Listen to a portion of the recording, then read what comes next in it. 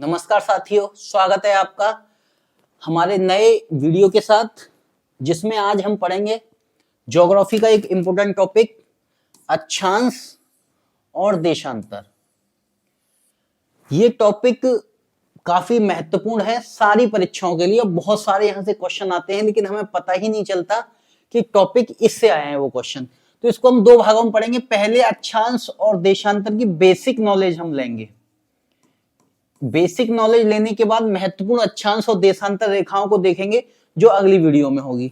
तो पहले इसकी बेसिक नॉलेज, जहां से आईएएस और पीसीएस और ज्योग्राफी के नेट जेआरएफ में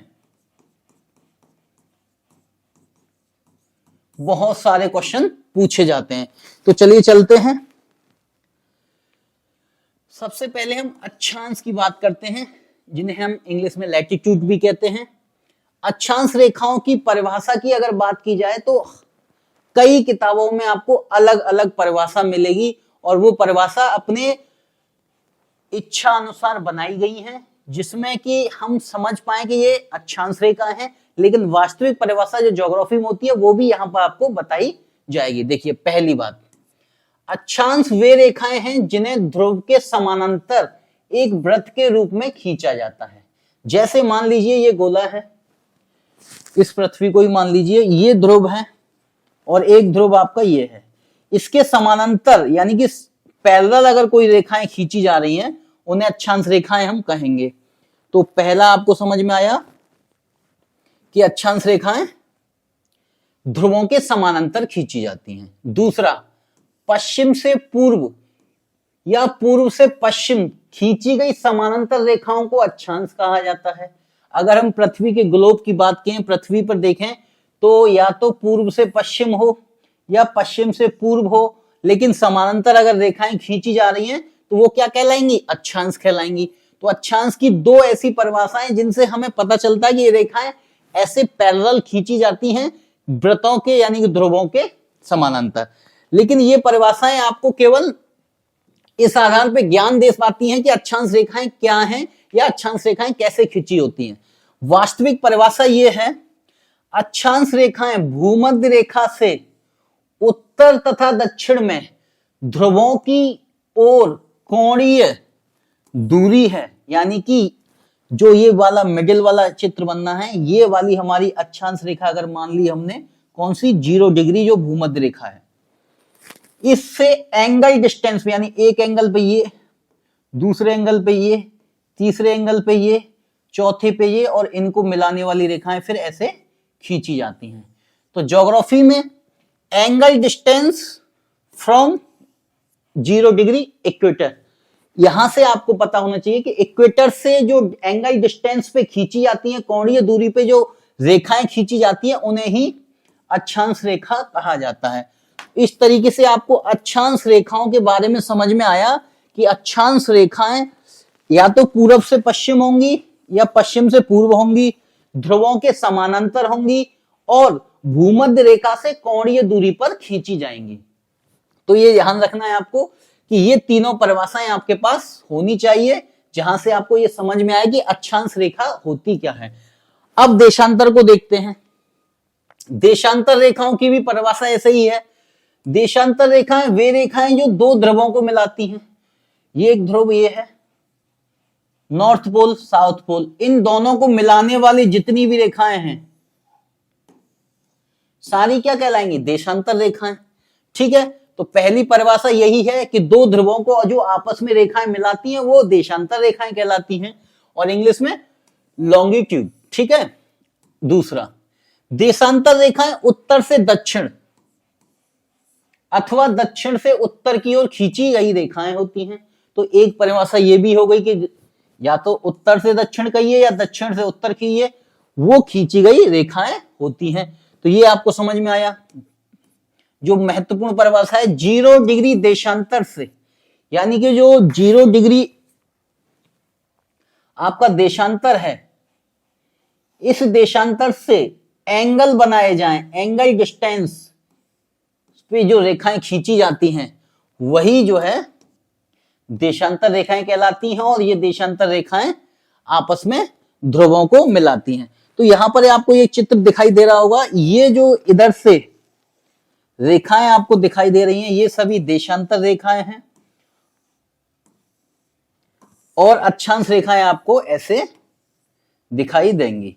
तो इस तरीके से अक्षांश और देशांतर की परिभाषा हमने देखी, अक्षांश और देशांतर होते क्या है ये हमने देखा। सबसे बड़ी बात यहां से क्वेश्चन आते नहीं है, लेकिन ये हमें पता होना चाहिए। अब देखिए जो क्वेश्चन बनाया गया आईएएस के द्वारा भी पीसीएस के द्वारा, एक ये एरिया है, अगर मैं आपसे बात करूं यहां अक्षांश रेखाएं होंगी तो ऐसे खींची जाएंगी, और मैं अगर बात करूं देशांतर होंगी तो ऐसे खींची जाएंगी। इसका मतलब ये हुआ देशांतर रेखाएं, जब भी हम बात करेंगे देशांतर की तो हमें ये पता चलेगा कि या तो ये नॉर्थ बताएगा या साउथ बताएगा, है ना। बिल्कुल गलत, यही आपको ध्यान रखना है कि ये चीजें उल्टी होती हैं। ये खिंच भले ही रही है नॉर्थ से साउथ की तरफ, लेकिन ये जानकारी देती है हमेशा वेस्ट की या ईस्ट की। ये ध्यान रखिए, आईएएस ने कई बार क्वेश्चन पूछा है। तो देशांतर रेखाएं खींची भले ही नॉर्थ से साउथ जाती है, लेकिन जानकारी देती है वेस्ट की या ईस्ट। आप कहते हैं ना 0 डिग्री देशांतर, फिर कहते हैं 30 डिग्री देशांतर पूर्व, या फिर 30 डिग्री पश्चिमी देशांतर, यानी कि जानकारी आपको क्या दे रही है, या तो वेस्ट है या वो ईस्ट। तो इस कॉन्सेप्ट को आपको ध्यान रखना है कि देशांतर रेखाएं खींची भले ही नॉर्थ से साउथ जा रही हैं, लेकिन वो डिनोट करती हैं किसी भी स्थान का, या तो वो वेस्ट में है या ईस्ट में है। अगली बात, ये अक्षांश रेखाएं हैं। अक्षांश रेखाएं आपको देखो वेस्ट से ईस्ट खींची जाएंगी या ईस्ट से वेस्ट, लेकिन ये डिनोट क्या करती हैं अक्षांश रेखाएं, उल्टा वही अक्षांश रेखाएं जो डिनोट करती हैं, यानी अक्षांश रेखाएं जो हमें सूचना देती हैं, वो या तो नॉर्थ की देंगी या साउथ की। ये बहुत इंपॉर्टेंट फैक्ट है, यहां से कई बार कंफ्यूजन वाले क्वेश्चन पूछे जाते हैं। क्या कहते हैं हम, 0 डिग्री 23.5 डिग्री कर्क रेखा जिसे कहते हैं, उसे क्या कहते हैं 23.5 डिग्री नॉर्थ, यानी उत्तरी अक्षांश को, यानी कि उत्तर की बात हो रही है, या दक्षिणी अक्षांश मकर रेखा पे। तो इसका मतलब अक्षांश रेखाएं नॉर्थ और साउथ की जानकारी देती हैं, लेकिन खींची जाती हैं क्या, ईस्ट टू वेस्ट। तो इस कॉन्सेप्ट को आप याद रखिएगा, यहां से कई क्वेश्चन आपको बनेंगे, और ये कॉन्सेप्ट बहुत ही अच्छा है जो आगे आपको कई क्वेश्चनों में मदद करेगा। तो चलिए अब आगे चलते हैं। अब देखते हैं कि अक्षांश और देशांतर जो रेखाएं हैं वो आपस में जब हम तुलना करते हैं तो क्वेश्चन कैसे बनते हैं। हाई लेवल के यहां से क्वेश्चन बने हैं, इसको आप जरूर समझिएगा। पहला क्वेश्चन मैंने आपको बता दिया कि अक्षांश रेखाएं डिनोट किसे करती हैं। अब अगला देखते हैं, अक्षांश और देशांतर की तुलनात्मक जब अध्ययन हम करते हैं, हमेशा क्वेश्चनों में यहीं से क्वेश्चन पूछे जाते हैं, पेपरों में जितने भी पूछे जाते हैं, और इनसे जो प्रश्न बन सकते हैं उनको हम आज तुलनात्मक अध्ययन से करेंगे। पहली तुलना करेंगे हम लंबाई की, यानी कि लेंथ की बात की जाए तो आप इस चित्र को देखेंगे तो ये वाली लेंथ सबसे ज्यादा है, इसके ऊपर जाएंगे तो थोड़ी कम हो जाएगी, इसके ऊपर और कम, इसके ऊपर और कम, इसके ऊपर और कम, इसके ऊपर और कम, और एक ऐसा बिंदु आएगा जहां बिल्कुल कम होगी। इसका मतलब अक्षांश रेखाएं जैसे जैसे हम उत्तर की तरफ जाते हैं, जैसे जैसे हम ध्रुवों की तरफ जाते हैं, अक्षांश रेखाओं की लंबाई कम होती जाती है। ठीक है, पहली बात समझ में आई। अब देशांतर रेखाओं की बात करते हैं। देशांतर रेखाएं इस ध्रुव को इससे मिलाती हैं, चाहे ये वाली रेखा हो ये भी इससे। इसका मतलब देशांतर रेखाओं में लंबाई में कोई फर्क नहीं पड़ता। मतलब ये हुआ कि अक्षांश रेखाओं की लंबाई समान नहीं होती। 0 डिग्री अक्षांश रेखा सबसे बड़ी है तथा ध्रुवों की 90 डिग्री रेखा सबसे छोटी होती है। देशांतर रेखाओं की लंबाई क्या होती है, समान होती है। लेकिन ये वाला फैक्ट जो यहां से क्वेश्चन कई बार पूछा गया है, भूमध्य रेखा से ध्रुवों की ओर जाने पर अक्षांश रेखाओं की लंबाई में कमी होती है, और ये बात अभी आपको प्रूफ करके भी मिली। तो लंबाई से अगर तुलना की जाए तो पहला यही है कि अक्षांश रेखाएं, सभी अक्षांश रेखाएं अलग अलग लंबाई की होती हैं। जैसे जैसे ध्रुवों की ओर जाते हैं वैसे वैसे अक्षांश रेखाओं की लंबाई कम होती जाती है। देशांतर रेखाएं समान लंबाई की होती हैं क्योंकि वो दो ध्रुवों को ही मिला रही हैं। तो आपको समझ में आया। अगला चलते हैं, समानांतर यानी पैरेलल। अगर हम समानांतर की बात करें तो सभी अक्षांश रेखाएं एक दूसरे के समानांतर होती हैं, ऐसे ही चली जा रही है, 1 2, सभी अक्षांश रेखाएं क्या पैरेलल होंगी। पैरेलल चीजें कभी आपस में मिलती नहीं है, ये ध्यान रखिएगा। जैसे ट्रेन की जो पटरी होती है वो क्या होती है, पैरेलल होती है, आगे चल जाती है, ऐसे ऐसे ही अक्षांश रेखाएं हैं, ये पैरेलल होती हैं। देशांतर रेखाएं एक दूसरे के समानांतर नहीं होती, पैरेलल नहीं होती, क्योंकि वो एक बिंदु से खिंची हैं, यानी कि उनका बिंदु क्या है, एक है। लेकिन जैसे जैसे वो इधर की तरफ आती हैं बीच में, यहां पे लंबाई उनके बीच की दूरी क्या बढ़ती जाती है। तो अगर हम समानांतर की बात करें तो अक्षांश रेखाएं समानांतर खींची जाती हैं और देशांतर रेखाएं समानांतर नहीं होती।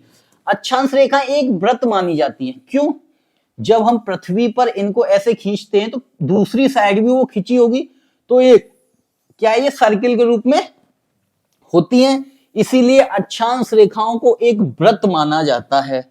और ठीक है ना, पहली बात, जैसे जैसे ध्रुवों की ओर बढ़ते हैं ये वृत्त क्या होते हैं, छोटे होने लगते हैं। अभी हमने बताया लंबाई अब इनकी छोटी कम होने लगेगी तो क्या है, वृत्त भी इनके छोटे छोटे होने लगेंगे। तो बहुत अच्छा कॉन्सेप्ट है, यहां से भी क्वेश्चन कई बार आया है पीसीएस में भी, और आपको देखने को मिलेंगे ज्योग्राफी के जितने भी हाई लेवल के पेपर होते हैं, चाहे वो नेट का हो, जेआरएफ हो या टीजीटी पीजीटी हो, तो इसको आपको ध्यान रखना है, ये एक अच्छे कॉन्सेप्ट हैं। आगे चलते हैं, दो रेखाओं के बीच की दूरी, इसका मतलब क्या, जैसे अगर हमने ये रेखा खींची तो इनके बीच की दूरी क्या है, या फिर हमने ये रेखा खींची तो इनके बीच की दूरी क्या है। ये कॉन्सेप्ट आपको पढ़ना चाहिए और ये कई बार क्वेश्चनों में पूछा गया है, पेपर में आया है। देखिए अब अगर हम अक्षांश रेखाओं की बात करें, लैटिट्यूड की बात करें, तो एक रेखा ऐसे है और फिर एक रेखा ऐसे है, फिर एक रेखा ऐसे है, इसका मतलब इन दोनों के बीच की जो दूरी है वो क्या है, समान है। और समान अगर होगी तो हम उसको समान कह सकते हैं। इसका मतलब यह हुआ कि दो क्रमागत यानी कि दो बगल में लगातार जो अक्षांश रेखाएं होती हैं उनके बीच की दूरी 111 किलोमीटर मानी जाती है और यह निर्धारित किया गया है। तो दो अक्षांश रेखाओं के बीच की दूरी 111 किलोमीटर है। लेकिन जैसे ही हम देशांतर की बात करते हैं तो देखिए यहां इन दो देशांतरों के बीच में दूरी कम, यहां थोड़ी ज्यादा हो गई, यहां और ज्यादा हो गई, इस जगह और ज्यादा हो गई, फिर यहां से कम होने लगी। इसका मतलब यह हुआ कि दो देशांतरों के बीच की दूरी समान नहीं है, ध्रुवों की ओर कम होगी और भूमध्य रेखा यानी इक्वेटर पे ज्यादा होगी। यहां से बहुत बार क्वेश्चन पूछा गया, इसको समझ लेना अच्छे से। तो दो देशांतर रेखाओं के बीच की दूरी जैसे जैसे भूमध्य रेखा से ध्रुवों की ओर जाते हैं कम होती जाती है। यहां से जैसे जैसे ऊपर जाएंगे दो देशांतर रेखाओं के बीच की दूरी क्या होगी, कम होती जाएगी। और होगा क्या, भूमध्य रेखा पे अगर बात की जाए दो देशांतर रेखाओं के बीच की दूरी सर्वाधिक होती है। और ये आपने पढ़ा हुआ होगा कि सर्वाधिक कितनी, 111.32 किलोमीटर। ये क्वेश्चन कई बार आया है, अच्छे एग्जामों में पूछा जाता है। तो देशांतर रेखाओं के बीच की दूरी ध्रुवों की ओर जाने पर कम होती जाती है और भूमध्य रेखा पे सर्वाधिक होती है। ठीक है, तो ये आपको समझ में आया होगा। आगे चलते हैं और तुलना हम इनकी कैसे करते हैं। दो रेखाओं के बीच का स्थान, जो रेखाएं हम खींच रहे हैं उनके बीच में जो एरिया होता है उसको किसी अन्य नाम से भी जाना जाता है। जैसे यहां चित्र दिख रहा होगा, north torrid zone, south torrid zone, south temperate zone, north temperate zone, यानी कि यहां पे उष्णकटिबंधीय क्षेत्र है, ये शीतोष्णकटिबंधीय क्षेत्र है, ये शीतकटिबंधीय क्षेत्र है। इसका मतलब ये हुआ कि कोई ना कोई एरिया कोई अक्षांश रेखा या देशांतर रेखा बताती है। तो दो अक्षांश रेखाओं के बीच के स्थान को जोन या कटबंध कहा जाता है। यानी दो अक्षांश रेखाएं खींच रही होंगी तो ये वाला एरिया जो होगा इसे हम ज्योग्राफी की भाषा में ये जोन कहते हैं। और एक जोन का टेम्परेचर लगभग समान होता है। ठीक है, दो देशांतरों के मध्य के स्थान को ग्रिड कहा जाता है। और दो देशांतर अगर हम खींचते हैं तो ये वाला एरिया क्या है, ग्रिड कहलाता है। तो ये भी समझ में आपके आया। पृथ्वी पर यदि किसी स्थान की सटीक वस्तु स्थिति ज्ञात करनी है तो हमें अक्षांश और देशांतर रेखाओं से बने विशिष्ट ग्रिड जाल को, ये जाल है, ग्रिड जाल को पढ़कर उस स्थान की स्थिति ज्ञात की जा सकती है। इसका मतलब यह हुआ कि आपको अक्षांश और देशांतर दोनों का ज्ञान होगा, उनसे बने ग्रिड जाल का ज्ञान होगा, तभी आप जो है उस स्थान की वास्तविक स्थिति पता कर सकते हैं। आप गूगल मैप पे लॉन्गिट्यूड लैटिट्यूड देखते हैं, वो दोनों क्या हैं, यही तो हैं। अब आगे देखिए, मैंने आपको शुरू में जो बताया था, देशांतर रेखाएं खिंची ऐसे हैं लेकिन ये वेस्ट और ईस्ट के बारे में वस्तु स्थिति बताती हैं। अक्षांश रेखाएं खिंची ऐसे हैं लेकिन ये नॉर्थ या साउथ की वस्तु स्थिति बताते हैं। तो ये आपको याद रखना है। अगला, वृत्त, यानी कि जो अक्षांश रेखाएं खींची जाती है एक वृत्त के रूप में होती हैं, बिल्कुल सही। अक्षांश रेखाएं एक वृत्त के रूप में होती हैं जबकि देशांतर रेखाएं वृत्त नहीं होती। क्यों? क्योंकि ये अक्षांश यहां से चली और यहां पे आके खत्म हो गई, पूरा एक वृत्त इसने नहीं बनाया। लेकिन जो अक्षांश रेखाएं ऐसे जाके पीछे से आती हैं, पूरा एक वृत्त का निर्माण करती हैं। पृथ्वी पर सबसे बड़ा वृत्त कौन सा होगा, आप खुद बताइए। भूमध्य वृत्त, यानी कि जो इक्वेटर पे यानी कि विषुवत रेखा पे जो वृत्त बनता है अक्षांश रेखाओं के द्वारा, वो विश्व का या पृथ्वी का सबसे बड़ा वृत्त होगा। देशांतर रेखाओं की लंबाई समान होती है, ये आपको मैंने अभी बताया था पहले, लंबाई समान होती है। एक देशांतर रेखा विषुवत रेखा की लगभग आधी होती है। ये इंपॉर्टेंट फैक्ट है, इसको याद कर लिए, ये याद रखने लायक है कि एक देशांतर रेखा की लंबाई विषुवत रेखा की आधी होती है। अंतरराष्ट्रीय समय मानक रेखा और भूमध्य रेखा, आपको अगर मैं कुछ रेखाओं के बारे में बात करूं तो अगर हम 0 डिग्री लैटिट्यूड और 0 डिग्री लॉन्गिट्यूड दोनों को अगर ग्लोब पर खींचें तो सवाल ये उठता है कि जो 0 डिग्री अक्षांश रेखा है, जो 0 डिग्री देशांतर रेखा है, ये दोनों आपस में कहां काटती हैं, कहां प्रतिच्छेदित करती हैं, ये सवाल भी पूछा गया है। तो अंतरराष्ट्रीय समय मानक रेखा कहते हैं किसको, 0 डिग्री को, 0 डिग्री देशांतर को। और भूमध्य रेखा यानी कि जिसको 0 डिग्री अक्षांश, ये दोनों का प्रतिच्छेदन बिंदु आंध्र महासागर, अटलांटिक महासागर में है और ये गिनी की खाड़ी के पास प्रतिच्छेदित होती हैं। आपने जब मैप पढ़ा होगा तो अफ्रीका महाद्वीप जब हम देखते हैं और यहां यूरोप है, यहां से देशांतर आती है और यहां से अक्षांश जाती है, तो ये पॉइंट जो है अटलांटिक महासागर में पड़ता है और अटलांटिक महासागर की गिनी की खाड़ी में ये पॉइंट है। तो यहां से भी क्वेश्चन पूछा गया है कि 0 डिग्री देशांतर जिसे मानक समय रेखा कहते हैं, वो जो है 0 डिग्री अक्षांश को कहां प्रतिच्छेदित करती है, तो वो आंध्र महासागर, अटलांटिक महासागर में गिनी की खाड़ी के पास में करती है। तो ये भी आपको ध्यान रखना है। अगला, अगर तुलना की जाए, संख्या की बात की जाए तो ये क्वेश्चन काफी आता है। अक्षांश रेखाओं का अधिकतम मान, ये मान है, अधिकतम मान 90 डिग्री होता है। यह 90 डिग्री उत्तर में और 90 डिग्री दक्षिण में होता है और एक विषुवत रेखा होती है। इस प्रकार अक्षांश रेखाओं की कुल संख्या 181 है। देखिए ये 0 डिग्री है, इसके ऊपर चलते हैं तो 90 डिग्री तक होता है और नीचे जाते हैं तो 90 डिग्री तक होता है। ये 90 और ये 90, 180 प्लस ये 0 वाली, तो 181 इनकी संख्या होती है। लेकिन अगर आपको और अच्छा, यानी बीपीएससी होता है या आरएएस होता है, इनमें और कॉन्सेप्ट को अंदर घुस के पूछता है कि भाई हम 180 नहीं मानेंगे, 181 ये तो 179 होती हैं। मैथ के अनुसार, मैथमेटिकल अगर बात करें तो कोई भी बिंदु एक रेखा नहीं मानी जाती। जब हम 0 डिग्री से ऊपर जाते हैं तो जो 90 वाली डिग्री है वो एक बिंदु के रूप में परिवर्तित हो जाती है और यहां भी बिंदु बन जाएगी। इसका मतलब ये हुआ कि इस 90 को भी माइनस करिए, आप इस 90 को भी माइनस करिए, क्योंकि ये रेखा नहीं है। तो मैथ ये कहता है कि यहां पर 89 यहां बची, 89 यहां बची और प्लस 1 ये है, तो 179 आपकी जो है रेखाएं होती हैं।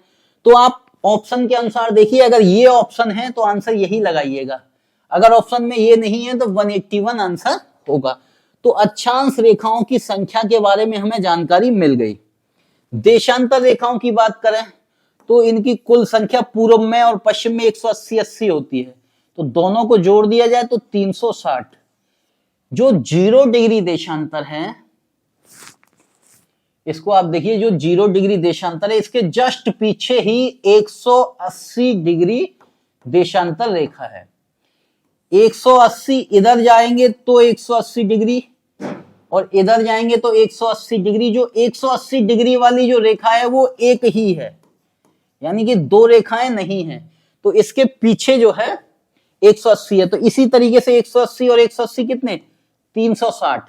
तो अक्षांश रेखाओं की संख्या 181 या 179 होती है और देशांतर रेखाओं की संख्या 360 होती है। इसमें कोई कंफ्यूजन नहीं होना चाहिए। जो 0 डिग्री देशांतर रेखा है उसको किन नामों से जाना जाता है, उसका मैप में क्या यूज होता है, ये हम बाद में देखेंगे अगली वीडियो में, क्योंकि यहां अभी हम तुलना कर रहे हैं दोनों की। अन्य नाम की बात की जाए तो पृथ्वी पे जो अक्षांश रेखाएं वो वृत्त के रूप में है और देशांतर रेखाओं को यामोत्तर, ये ध्यान रखना, ये एक नया नाम है जो आपने सुना होगा, लेकिन इसको भी यामोत्तर कहिए, देशांतर रेखाओं को यामोत्तर भी कहते हैं, है ना। तो याद रखना है, देशांतर रेखाओं को क्या यामोत्तर भी कहते हैं। महत्वपूर्ण रेखाओं की बात की जाए तो एक है विषुवत रेखा, ये 0 डिग्री देशांतर, 0 डिग्री अक्षांश, जिसको हम भूमध्य रेखा भी कहते हैं, यही विषुवत रेखा है, यानी कि अक्षांश रेखा है। दूसरी उत्तरी गोलार्ध में कर्क रेखा, उत्तरी गोलार्ध में अगर अब ये कर्क रेखा है जो कि 23.5 डिग्री नॉर्थ है, अगर इसको इंग्लिश में पढ़ा है तो कैंसल लाइन बोलते हैं कर्क रेखा को। और इसका जो लॉन्गिट्यूड है, सॉरी लैटिट्यूड जो है, ये बहुत इंपॉर्टेंट है। यहां हम 23.5 मानते हैं, लेकिन वास्तव में यह है 23 डिग्री 26 मिनट। तो इसको याद रखना, अगर वास्तविक पूछा जाए ऑप्शन में तो 23 डिग्री 26 मिनट पे ही कर्क रेखा यानी कैंसल लाइन होती है। दक्षिणी गोलार्ध में अगर हम जाएं तो यहां मकर रेखा है, जिसे हम 23.5 डिग्री साउथ में कहते हैं कैप्रिकॉर्न। इसका भी लैटिट्यूड जो है 23 डिग्री 26 मिनट है। तो इन दोनों को याद रखिए। वैसे हम इनको जो है क्या बोलते हैं, 23 डिग्री या तो ऐसे कहिए या 23 और 0.5 कहते हैं। तो इसको याद रखना है आपको कि उत्तरी गोलार्ध और दक्षिणी गोलार्ध में जो कर्क रेखा और मकर रेखा का वास्तविक लैटिट्यूड ये है। और वैसे अगर हमें याद रखना है तो हम क्या कहते हैं, 23.5, इसको ऐसे भी लिख सकते हैं। तो इसको याद रखना है आपको। अगला अक्षांश रेखाओं में एक है उत्तरी ध्रुव व्रत, इसके आर्कटिक व्रत कहते हैं, 66.5 डिग्री नॉर्थ में, इसे हम आर्कटिक व्रत कहते हैं। और नीचे भी 66.5 डिग्री साउथ में अंटार्कटिका व्रत। इन दोनों को भी याद रखना है। ये 66.5, लेकिन वास्तव में क्या है 66 डिग्री 34 मिनट, 66 डिग्री 34 मिनट। इसको आपको ध्यान रखना है। ये कभी अगर ऑप्शन में डायरेक्ट ऐसे आ जाए तो यही सही होगा, आप 66.5 मत लगा देना, फिर कहो सर आप बताया नहीं। तो ये ध्यान रखना है, असली यही है, लेकिन हम उसे याद करें, आसानी से याद हो तो 66.5 को ही हम याद रखते हैं। वैसे क्वेश्चन में यहां आके पूछा नहीं जाएगा, ये नेट जीआरएफ में भले ही पूछ ले, सामान्य ज्ञान के पेपरों में नहीं आएगा। अब ये देखिए 0 डिग्री देशांतर रेखा, इसी को हम अंतरराष्ट्रीय मानक समय रेखा, प्राइम मेरिडियन यानी कि प्रधान मध्याह्न, ये भी इसका एक नाम है। Prime meridian, international standard time, इसके कई नाम हैं 0 डिग्री देशांतर रेखा के। इसके जस्ट पीछे एक रेखा होती है 180 डिग्री देशांतर रेखा, अंतरराष्ट्रीय तिथि रेखा, इंटरनेशनल डेट लाइन। तो इस तरीके से अगर आप देखोगे तो हमने जो है अक्षांश रेखाएं और देशांतर रेखाओं की तुलना की, और तुलनात्मक रूप से जो कठिन प्रश्न बन सकते थे वो हमने यहाँ पे देखे। उसके बाद हम जो अंतरराष्ट्रीय महत्वपूर्ण रेखाएं हैं इनको एक एक करके पढ़ेंगे, और अगली वीडियो में इन दो रेखाओं का बहुत ही महत्व है, तो इन दोनों को एक अच्छे से समझेंगे कि कैसे कोई जहाज किसी अक्षांश पे उड़ता है या देशांतर पे उतरता है तो वहां का समय क्या होगा, या फिर कोई व्यक्ति 180 इंटरनेशनल डेट लाइन को क्रॉस करता है तो पूरब में जाएगा तो क्या होगा, पश्चिम में जाएगा तो क्या होगा। इसको हम अगली वीडियो में समझेंगे। तो आपको अभी यहां समझ में आया अक्षांश रेखाओं की परिभाषा और अक्षांश रेखाओं की तुलना। अगर हम एक बार और देख लें तो यहां से जो रेखाएं खींची जाएंगी ये सारी देशांतर रेखाएं हैं। प्रधान म्यामोत्तर कहें इसको, इंटरनेशनल टाइमलाइन कहें, है ना, ये बहुत महत्वपूर्ण रेखा है। ये विषुवत रेखा है, 0 डिग्री देशांतर रेखा, ये ऐसे खींची होती है। और देशांतर रेखाएं देखो एक सर्किल का यानी कि वृत्त का निर्माण करती हैं, इसीलिए इन्हें वृत्त रेखाएं भी कहा जाता है। और पृथ्वी पर सबसे बड़ी वृत्त रेखा कौन सी है, इक्वेटर। तो इस तरीके से आपने अक्षांश और देशांतर रेखाओं को समझा। तो आशा करता हूं आपको ये समझ में आया होगा, और अगली क्लास जरूर देखना कि वहां से क्वेश्चन जो और परीक्षाओं में पूछे गए हैं वो कैसे हम सॉल्व करेंगे। जो आज की क्लास थी वो थोड़ी कॉन्सेप्ट वाली थी, इसको आपको देखना है कि अक्षांश रेखाओं से जब कथन और कारण में क्वेश्चन पूछे जाएंगे या कोई कथन दे देगा कि कौन सा सही है कौन सा गलत, वहां आपको कंफ्यूजन करा सकता है। तो इसीलिए हमने तुलनात्मक अध्ययन किया और तुलना से ही हमारे यहाँ पहले पेपरों में क्वेश्चन आए हैं। तो सिंपल तरीके से नहीं सोच के इनको थोड़ा अलग स्टाइल में सोचना होगा, तभी इनके आंसर सही हो पाएंगे। तो आशा करता हूं आपको ये समझ में आया होगा। मिलते हैं अगली वीडियो में, धन्यवाद।